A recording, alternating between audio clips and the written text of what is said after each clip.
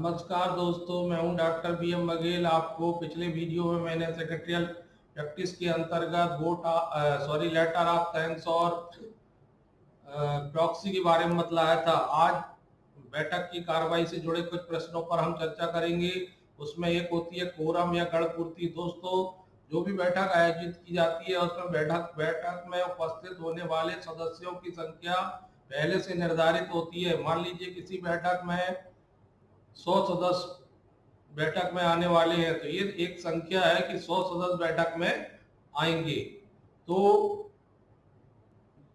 गण कितने सदस्यों की उपस्थिति, ये तो पहले से अनुमान था, लेकिन कि वास्तव में कितने सदस्य उपस्थित हो रहे हैं इस पर डिपेंड करेगा। तो इसके लिए नियम, कानून, संवैधानिक प्रावधान बने हुए हैं कि इतने सदस्य उपस्थित होंगे बैठक में, तभी बैठक शुरू हो सकती है। उतने सदस्यों को की उपस्थिति अनिवार्य होगी। गणपूर्ति वास्तव में लैटिन भाषा का शब्द है और इसमें नियम संविधानों की अपेक्षा की जाती है और न्यूनतम सदस्यों की उपस्थिति के रूप में इसको परिभाषित किया जाता है और गणपूर्ति के बिना बैठक नहीं हो सकती। अतः सचिव को बैठक से पूर्व निर्धारित करना होता है कि जितने जरूरी सदस्य हैं वो बैठक के लिए उतने उपस्थित हो गए अथवा नहीं हो गए, तभी बैठक आयोजित हो सकती है। संसद की बैठकों में यह सदस्य संख्या 10% निर्धारित की गई है, जबकि समितियों में इसका अनुपात 25% रखा गया है। कंपनी की बैठकों में, विशेष बैठकों में इसका अनुपात 50% रखा गया है ताकि निर्णय बहुमत के आधार पर लिए जा सके। गणपूर्ति का मुख्य उद्देश्य बैठक में कम संख्या में उपस्थित सदस्यों को निर्णय करने से रोकना है। वास्तव में प्रावधान इसलिए किया गया है कि ज्यादा से ज्यादा लोग बैठक में उपस्थित हों, ज्यादा से ज्यादा लोग मत दें, ज्यादा से ज्यादा लोग सुने, ज्यादा से ज्यादा लोग प्रतिक्रिया व्यक्त करें और उस गणपूर्ति के आधार पर निर्णय हो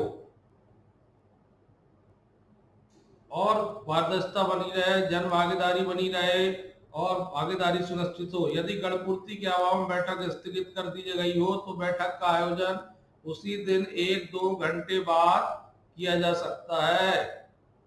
ये अध्यक्ष को अधिकार होता है। फिर आता है दूसरा बिंदु, मताधिकार का, वोटिंग राइट्स का। किसी भी प्रस्ताव पर जब चर्चा होती है और यह निश्चय हो जाता है कि इसमें वोटिंग आवश्यक है, तो फिर उस प्रस्ताव पर वोटिंग कराई जाएगी। मान लीजिए किसी बैठक में 20 सदस्य उपस्थित हैं, तो इसमें प्रस्ताव के पास होने के लिए कम से कम 11 सदस्यों की का मत एक पक्ष में पड़ना जरूरी होगा।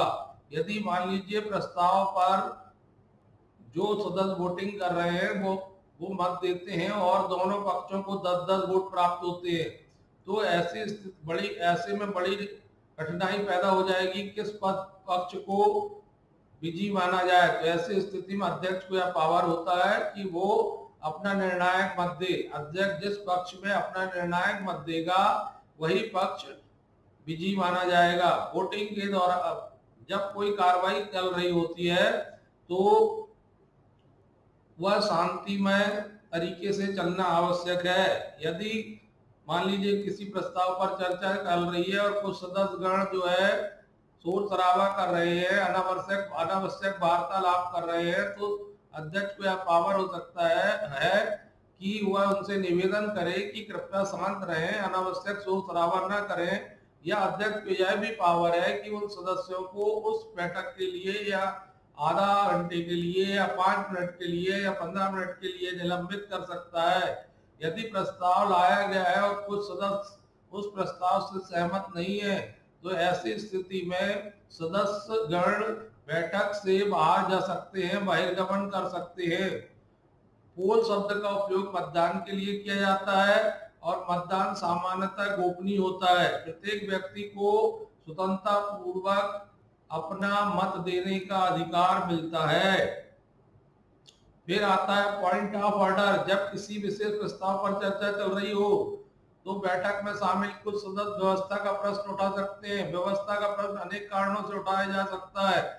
जैसे कोई सदस्य यह आपत्ति ले सकता है कि माननीय अध्यक्ष महोदय, आपने बैठक को प्रारंभ कर दी पर आपने यह सुनिश्चित नहीं किया कि बैठक में जितने सदस्य आवश्यक होना चाहिए, गणपूर्ति आवश्यक होना चाहिए, वो गणपूर्ति पूरी नहीं हो रही है। इसलिए सचिव को यह आवश्यक हो जाता है कि वो बैठक आयोजन करने से पूर्व यह सुनिश्चित कर ले कि उतने सदस्य उपस्थित हो चुके हैं जितने के लिए गणपूर्ति आवश्यक है। व्यवस्था का प्रश्न अन्य बातों को लेकर भी उठाया जा सकता है, जैसे कोई अन्य सदस्यगण शोर शराबा कर रहे हो, अभद्र व्यवहार कर रहे हो या कोई ऐसा प्रदर्शन कर रहे हो जो उचित ना हो, तो ऐसी स्थिति में कोई अन्य सदस्य माननीय अध्यक्ष महोदय के सामने व्यवस्था का प्रश्न उठा सकता है और माननीय अध्यक्ष तत्काल उस पर ध्यान देंगे और मूल प्रस्ताव पर जो चर्चा चल रही है उसको वहीं रोक देंगे और जो सबके लिए मान्य होगा। व्यवस्था के प्रश्न का निपटारा होने के बाद मूल प्रस्ताव पर फिर चर्चा प्रारंभ हो जाएगी। धन्यवाद दोस्तों, आगे के वीडियो में फिर से हम मिलेंगे और फिर महत्वपूर्ण बिंदुओं पर चर्चा करेंगे।